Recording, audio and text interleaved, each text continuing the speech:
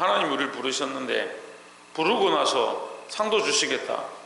이거 은혜 위에 은혜죠. 우리가 하나님 앞에 부름을 받았을 때에 부름을 받았기 때문에 상 줄 만한 그런 게 아닌 거예요. 상 줄 만한 자격이 안 되는 겁니다. 부르셨다는 것은 그 어둠에서, 그 죄악에서, 그 세상에서 우리를 부르셨는데 그 죄악에서 부르신 그 자체 때문에 우리에게 상을 줄 만하지 않지 않습니까? 하지만 우리에게 상 주길 원하십니다. 그런데 많은 사람들이 예수님을 믿고 부름을 받았다 생각하고 교회 나와서 하나님의 은혜로 부름을 받아서 천국까지 간다라고 생각하는데 그 다음을 생각하지 않습니다. 부름받은 것을 끝나는 것이 아니고 하나님 우리에게 부르신 자에게 뭘 주기 원하냐? 부르심에 상을 주기 원하신다는 거죠. 저와 여러분 상 받는 자들 되길 소망합니다. 하나님 나라에서 하나님 주신 이 큰 상을 받을 자들이 되어야 됩니다. 가장 큰 상을 받은 분이 누구냐? 이제 이렇게 생각해 보면 천국은 다 그냥 천국 가는 거죠. 뭐 다 같이 가면 되죠. 그렇지 않죠. 가장 큰 상을 받은 자가 누구겠습니까? 예수 그리스도죠. 당연히 예수 그리스도죠. 그래서 예수 그리스도는 모든 이름 위에 뛰어난 이름이다. 그래서 하늘에 있는 자들과 땅에 있는 자들과 땅 아래에 있는 자들로 모든 이름을 예수 그리스도의 이름 앞에 꿇게 하셨으니까 가장 큰 상을 받은 자는 예수 그리스도고 이제 그 뒤로 줄을 서는 겁니다. 예수 그리스도가 가장 높고 그 다음에 뭡니까? 순교자들의 피가 있다. 순교자들. 계시록에서 얘기하는 거예요. 순교자들과 희생된 자들, 주를 위하여 헌신한 자들 이렇게 계속 가는 거예요.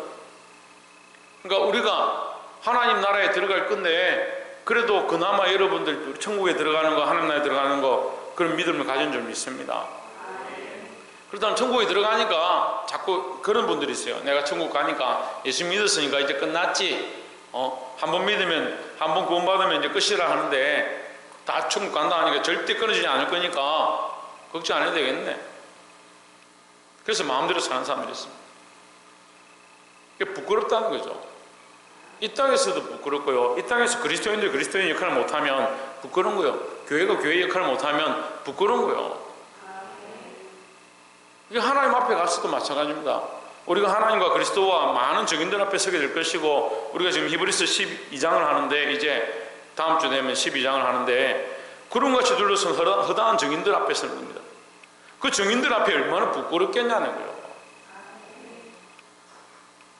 부끄럽지 않도록 더 힘써야 되고 더 나아가서 하나님께서 우리에게 부르신 것뿐만 아니고 구원을 얻게 하신 것뿐만 아니고 이 부름의 상을 주시고자 하는 겁니다.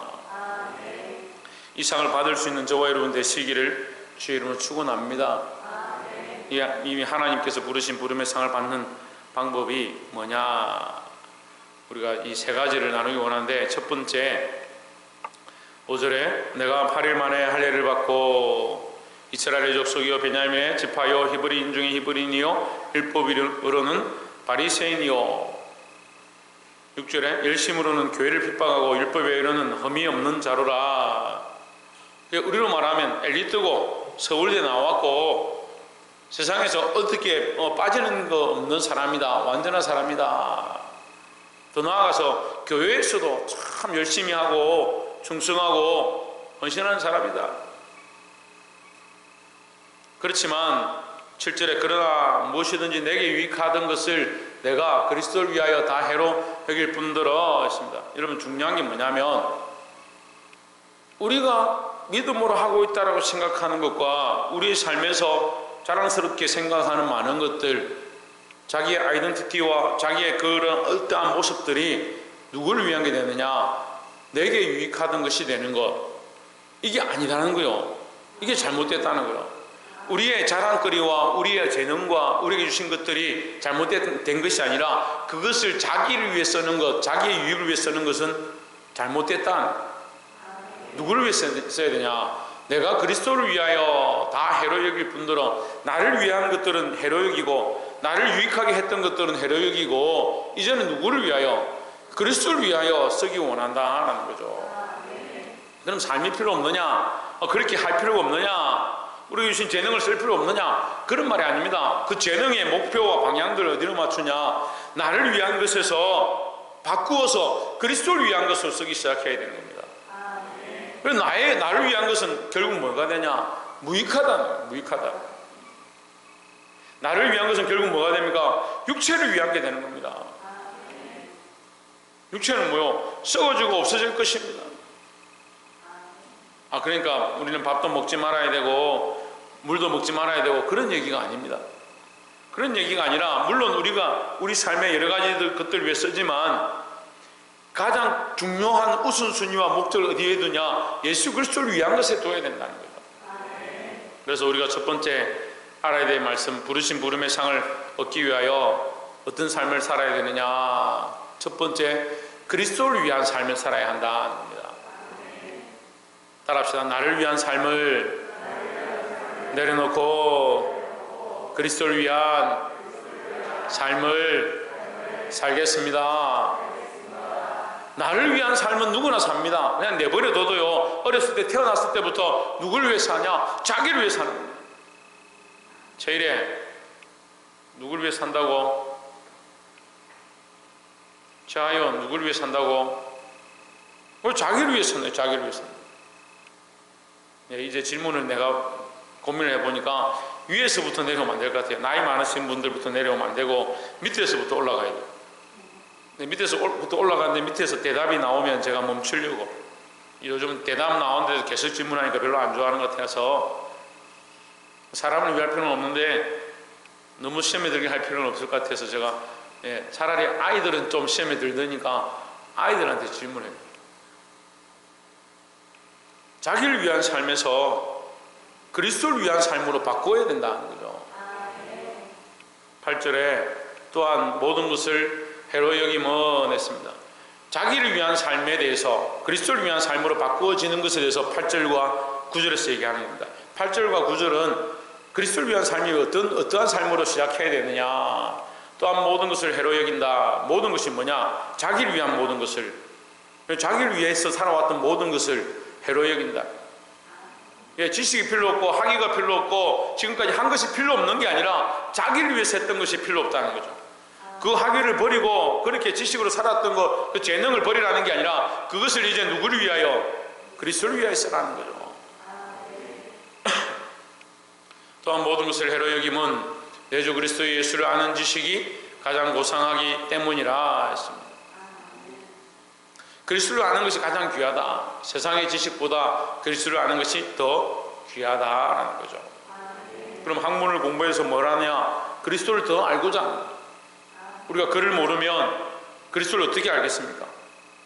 우리가 글을 모르면 그리스도에 대한 말씀을 우리가 읽어서 어떻게 더 연구하고 더 밝게 알겠느냐? 그래서 우리가 글을 아는 지식은 어디를 위해서? 그리스도를 아는 것을 위해서 쓰임받는 거죠. 그렇게 할 때 이 지식이 고상해지는 거죠. 이 지식이 귀해지는 거죠. 여러분, 버리라는 게 아닙니다. 필요 없다라고 하는 게 아니에요.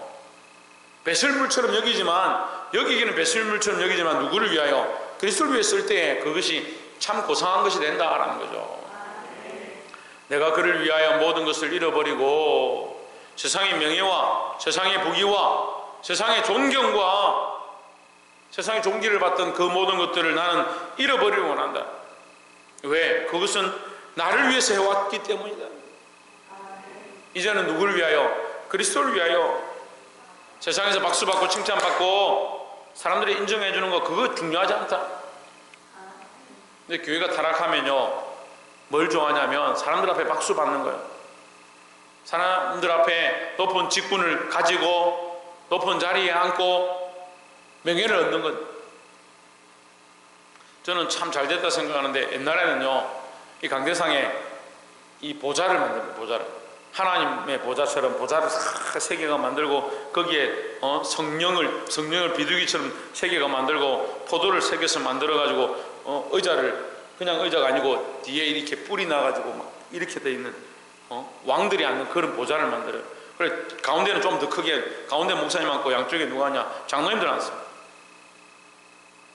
그 옆에도 보좌를 만들어요. 만들어가 누가 앉냐? 마이크가 안 좋아서 이해하십시오. 누가 앉냐? 이게 집사님들, 기도하는 대표자들이 앉는 거예요. 강대상이 그래서 아무나 올라오면 안 돼요. 여기는 왕의 보좌고 거룩한 보좌니까 아무나 올라오면, 강대상에 올라올 때도 신발을 벗고 올라오기 전에 기도하라고 그래요. 기도하고. 세례교인 이상 제가 어렸을 땐 집사들 이상만 돼야 올라올 수 있었는데 조금 지나니까 세례교인 이상이라더라고. 좀 지나니까 교회 출석한 지 1년 이상이에요. 나중에는 아무나 올라옵니다. 그게 뭐 중요하냐고요? 뭐가 중요하냐는 거죠. 그런데도 지금도 여전히 교회들이, 성도들이, 제가 교회들이라 얘기하는 건 건물을 얘기하는 게 아닙니다. 제가 얘기하는 교회는 뭡니까? 뭐겠습니까? 성도들을 얘기하는 거예요. 우리 각자를 얘기하는 거예요. 교회들이 뭘 좋아하냐? 명예를 좋아하는 겁니다. 그래서 건물을 짓고요, 사람들이 보기에 좋은 건물을 짓고요, 사람들이 보기 좋은 옷을 입고요, 사람들 앞에 드러나고 칭찬받고. 한국교회가 부흥할 때 장모님 그렇게 한 거 잘못됐습니다, 사랑하는 성도 여러분 그렇게 살면 안 됩니다, 그리고 회개의 부흥이 일어났습니다. 제가 죄인입니다, 제가 바람 피웠습니다, 제가 도적질했습니다, 제가 띄어먹었습니다. 자기 죄를 부끄러워하지 않냐고 회개하고 자백할 때 한국의 부흥의 역사가 일어날 줄 믿습니다. 근데 지금은 그런 거 싫어요. 그런 거 싫어요. 말씀으로 책망하는 것도 싫어하고요, 잘못을 똑바로 말하는 거 싫어요.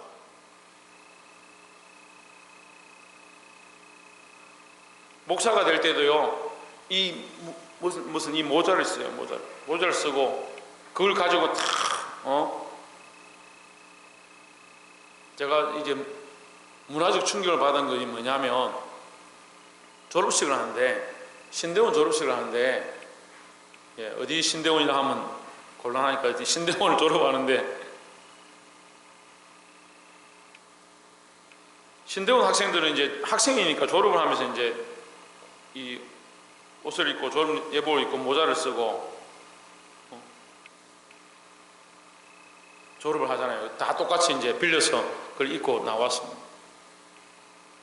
근데 교수님들이 나오는데, 교수님들이 전 세계에 졸업 그 옷을 입고 나오는데 휘황찬란하더라고요. 그런 거 처음 봤어요. 그래서 제가 문화적 충격을 받았어요. 물론 나쁘진 않죠. 뭐가 문제냐? 뭐가 문제냐? 그런 것들을 드러내고 싶어 하는 거예요, 인간들이. 그 사람들이 그랬다는 게 아니고, 인간들이 그랬어요, 인간들이 그러한 것들을 드러내고 싶어 하는 거예요. 내가 어떠함을 드러내고, 나의 모습을 드러내고, 그걸 자랑하는 것들을 중요하게 생각하는 거예요.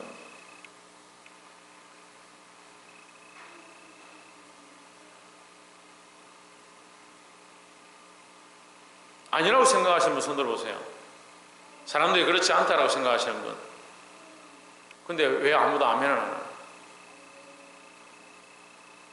우리는 누구를 드러내야 되냐? 누구를 위한 삶을 살아야 되냐? 그리스도를 위한 삶을 살아야 될 줄 믿습니다. 나를 잃어버리는 거예요. 나를 잃어버리고 그리스도를 얻어야 되는데, 지금 우리가 자꾸 어떤 삶을 사냐? 그리스도를 잃어버리는 삶을 살고 있습니다. 그리스도를 잃어버린 삶을 살면서 그 삶이 괜찮다고 생각하는 거죠. 이게 심각한 거예요. 하나님 우리를 부르실 뿐만 아니라 우리에게 상을 주기 원하시는데, 그리스도를 얻어야 되는데 자꾸 누구를 얻냐? 나를 얻는 거죠. 나는 없고 주는 없고, 나는 살고 주는 죽고, 자꾸 그렇게 하고 있는 거예요. 옆에서 한번 봅시다. 나는 죽고 주만 살고, 나는 없고 주님은 있고. 그게 신앙 고백이요. 나는 없고 나는 죽고 그리스도가 살고 그리스도가 있는 신앙이 되어야 되죠. 그게 그리스도를 위한 삶이다라는 거예요. 볼 수 있기를 소망합니다. 9절에 그 안에서 발견되려 함이니 했습니다. 내가 없어지면 끝나는 거구나. 내가 죽으면 어떻게 하냐? 뭐 아무것도 없어지면 이제 뭐 어떻게 하냐? 진짜 소망이 없는 거 아니야? 천만의 말씀. 내가 없고 내가 죽으면 그리스도를 얻고 그리스도가 나타나면 그 안에서 내가 다시 발견되어진다는 거예요. 내가 가지고 있는 율법에서 난 것이 아니요 오직 그리스도를 믿음으로 말미암은 것이니 곧 믿음으로 하나님께로부터 난 의라 했습니다. 근데 여러분 여기 말씀에 참 재미난 게 있습니다. 하나님께로부터 난 의는 뭐냐? 그리스도입니다. 그러니까 우리는 믿음으로 누구를 얻느냐? 그리스도를 얻은 거죠. 의를 얻었는데, 믿음으로 말미암아 의를 얻었는데 그 의가 누구냐? 예수 그리스도니까 우리는 결국 누구를 얻었냐? 예수 그리스도를 얻었습니다. 근데 여러분 생각해 봅시다. 우리가 예수 그리스도를 얻었습니다. 아까 얘기했잖아요. 하나님께로부터 가장 큰 상을 받은 자는 누구냐? 예수 그리스도라고 했잖아요. 그죠? 그럼 우리는 누구를 얻었습니까? 예수 그리스도를 얻었으니까 우리는 가장 큰 상을 받는 자 중에 그 친구와 같은 거예요. 그러니까 우리가 얻어야 될 게 뭔지 뻔히 나오는 거죠. 너무나도 뻔한 말씀, 너무나도 확실한 말씀, 너무나도 분명한 말씀인데 실제로 우리는 어떻게 하냐? 자기 의를 위해 사는 거예요. 자기를 위해서 살아가는 거예요. 자기 영광을 위해 살아가는 거예요. 자기 즐거움을 위해서 살아가다 보니까 그리스도를 위한 삶이 아니고 누구를 위한 삶이 되냐? 자기를 위한 삶이 된다는 거예요. 보게 되기를 주의 이름으로 축원합니다. 두 번째 우리가 나눌 말씀은 부르신 부름의 상을 받기 위해서 우리는 어떤 삶을 살아야 되냐? 부활의 권능과 고난에 참여하는 삶을 살아야 된다. 뭐라고요? 부활의 권능과 고난에 참여하는 삶입니다. 10절에 내가 그리스도와 그 부활의 권능과 그 고난에 참여함을 알고자 하여 그의 죽으심을 본받아 했습니다. 그리스도와 그 부활의 권능, 부활의 권능과 그 고난 했습니다. 그리스도는 그리스도 안에 이 두 가지를 보여주시는데 부활의 권능과 고난이다. 그럼 부활의 권능을 얻기 위해서 우리에게 뭐가 필요하냐? 고난이 필요한 거죠. 우리가 이미 부활의 소망을 가졌습니다. 근데 지금 부활을 안 하잖아요. 부활의 소망을 가졌지만 부활을 지금 안 하잖아요. 어떻게 됩니까? 육체가 죽어야 지금 내 육신의 몸이 죽어야 부활의 때가 되면 부활하죠. 그러면 부활은 소망인데 지금은 뭘 하냐? 지금 부활을 하는 게 아니니까 지금 뭘 해야 되냐? 지금 고난에 참여해야 되는 거예요. 너만 고난 받아라 그렇지 않습니다. 참여는 뭡니까? 이미 고난을 당하신 그분과 함께 고난을 당해라 이 말이죠. 왜 참여냐? 그리스도의 고난이기 때문에.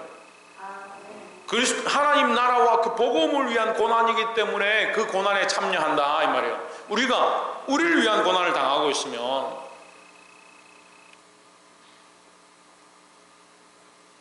우리 두 가지 고난이 있을 수 있습니다. 자기가 잘 먹고 잘 살기 위해서, 자기가 남들에게 칭찬받기 위해서, 자기가 동기를 얻기 위해서, 사람들 앞에 인정받기 위해서 그렇게 몸부림치고 막 하려고 노력하다 보면 고난을 당하죠. 얼마나 수고하겠습니까? 그 영광을 얻으려고. 인생들이 이걸 위해서 막 남들보다 뒤처지면 안 되고 부끄러우면 안 되고 그렇게 막 살죠. 자기를 위한 고난이에요. 이 고난은. 근데 자기 주신 수많은 것들을 주를 위해 희생하고 주를 위해서 자기를 쳐서 복종케 하고 나를 위해 했던 모든 것, 나를 위해 살아왔던 모든 것, 나를 위해 몸부림쳤던 이 모든 것들을 뭐 하기 시작하느냐? 자꾸 쳐내고 깎아내고 오래내기 시작하는 거예요. 그게 뭡니까? 그게 고난에 참여하는 거예요. 똑같은 내가 있는데 나를 위해서 나를 치는 게 있고 그리스도를 위해서 나를 치는 방법이 있다는 거예요. 그리스도를 위해서 자기를 쳐서 복종케 하는 이것이 뭐냐? 그리스도를 위한 그리스도와 고난에 참여하는 일이 되는 겁니다.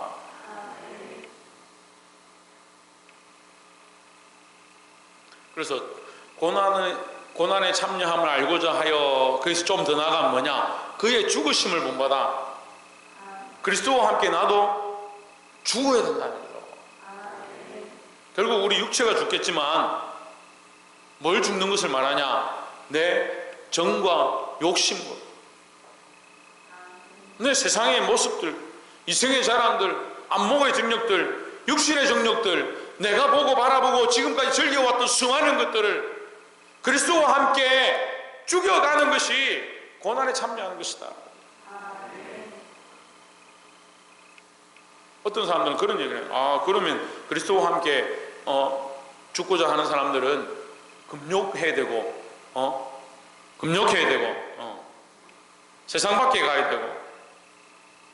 그래서 한때는 교회의 이 금욕주의가 굉장히 만연했어요.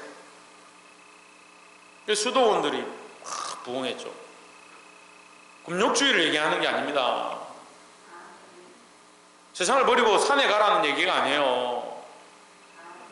주를 위한 방향을 바꾸라는 거예요. 방향을. 자기를 위했던 방향들, 자기를 위해 살아왔던 것들을 주를 위한 방향으로 바꾸기 시작하라는 거죠. 그래서 자기를 위한 것을 뭐하냐? 죽여가는 것. 죽여가는 것, 그것이 그리스도의 고난에 참여하는 것이다. 11절에 어찌하든지 죽은 자 가운데서 부활에 이르려 하노니 했습니다. 우리가 10절과 11절은 그리스도의 부활과 부활의 권능과 고난에 참여하는 삶이다 했습니다. 예, 부활에 이르려 한다. 내가 부활에 이르지 않았는데 지금 부활에 이르려 한다. 이게 무슨 말이냐?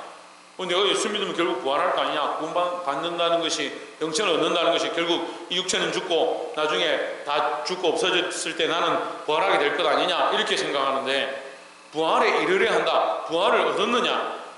지금 내가 그 부활을 소망하고 있지만 지금 얻은 게 아니잖아요. 그 부활을 경험한 게 아니잖아요. 내가 그 부활에 이르려 한다. 더 쉽게 얘기하면요, 그 사이에 변질되지 않으려 한다. 처음에 믿음으로 시작했다가 베바로 마치는 사람들이 있습니다. 그리스도로 시작했다가 벨리알로 마치는 사람들이 있습니다. 변질되어 버리는 거예요. 처음에 예수 믿을 때는 놀라운 증거들을 보고 하나님이 역사하신 기적들을 보고 그리스도밖에 없구나, 하나님밖에 없구나, 정말 하나님 살아계시구나, 그렇게 했던 사람들이 시간이 지나면서 점점 변질돼요. 제가 참 이렇게 목회를 얼마 안 했는데 많은 사람들 보니까요, 뭐 사람들을 연구하는 건 아닌데 겪어볼 수밖에 없으니까 사람들이 어떻게 되냐, 그 믿음의 역사가 없고 증거가 없고 은혜가 없었던 게 아니고 경험한 것이 수없이 있는데 시간이 지나고 환경이 바뀌고 삶이 어려워지고 내가 쫓아가는 것들이 있고 점점 조금씩 타협해가고 나중에는 완전히 변질돼 버립니다.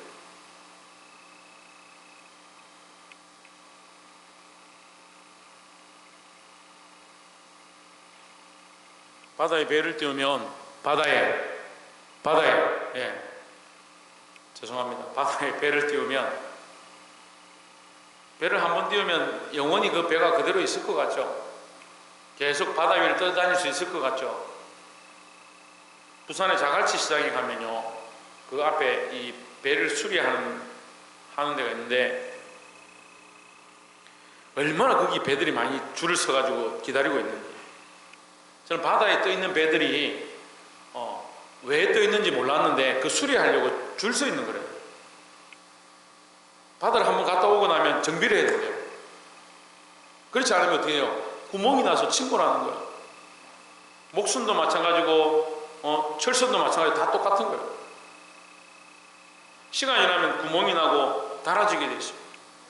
우리가 믿음의 일을 시작했다가 믿음으로 시작했다가 타협하고 조금씩 괜찮다, 좀 기도 안 해도 되지, 뭐 좀 교회 안 가도 되지, 예배 안 할 수도 있지, 헌금 안 할 수도 있지, 이렇게 한다고 뭐 하나님 나를 버리시겠나?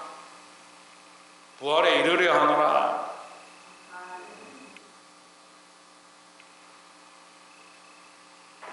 계속 정비하지 않으면, 계속 나를 쳐서 복종케 하지 않으면 언제 침몰할지 모르는 거예요.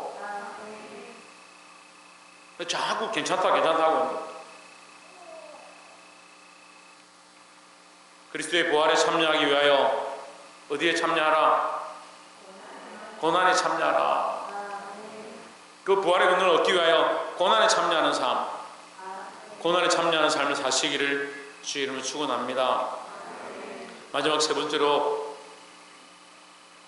예수 그리스도께 잡힌 바 된 삶이다. 부르신 부름의 상을 받기에 합당한 삶은 뭐냐? 예수 그리스도께 잡힌 바 된 삶이다. 잡혔다는 잡혔다.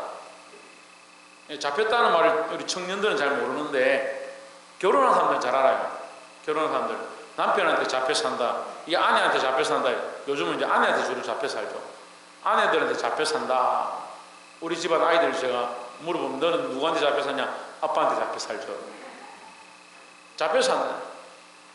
누가 주인이냐? 예수 그리스도가 주인이니까. 그전에는 내가 주인이었어. 내가 원하는 대로 내 뜻대로 내가 나를 붙잡고 내가 주인 되어서 나를 주장했는데 누가 주인이냐? 내가 주인이 되었는데 이제는 누가 주인 되었냐? 예수 그리스도가 주인 되었다는 거죠. 축구를 하면요. 축구를 몇 명 합니까? 지대원? 우와. 사모님도 아시네. 11명이 축구를 하는 거예요. 11명이. 11명이 축구하는데 주장은 몇 명이고 조혜준 주장이 몇 명이고 축구할 때 주장이 몇 명이고 모르겠나? 주장이 몇 명인지도 모르나? 니도 모르나? 박창조 축구할 때 주장이 몇 명이고? 주장이 한 명이죠. 주장이 2명, 3명 되면 어떻게 돼요? 산으로 가겠죠. 축구하다가 축구장에서 축구 안 하고 산으로 가겠죠. 축구장이 주장은 한 명밖에 없습니다. 배구를 해도 주장은 한 명밖에 없어요. 그 팀의 주장은 한 명이에요. 우리의 주장은 누구냐? 내가 아니라 내 뜻과 내 생각들을 주장하는 게 아니고 예수 그리스도가 우리의 주장이 되어야 되는 거예요. 누구의 말을 듣냐? 예수님의 주장을 듣고 예수님의 말씀을 듣고 예수님이 우리의 주장이 되어서 그 말을 듣고 따라갈 때 우리가 골을 넣고 승리할 수 있는 거예요. 왜 자꾸 사단에게 짓느냐? 사단에게 패배하느냐? 내 생각대로 하면 될 것 같거든요.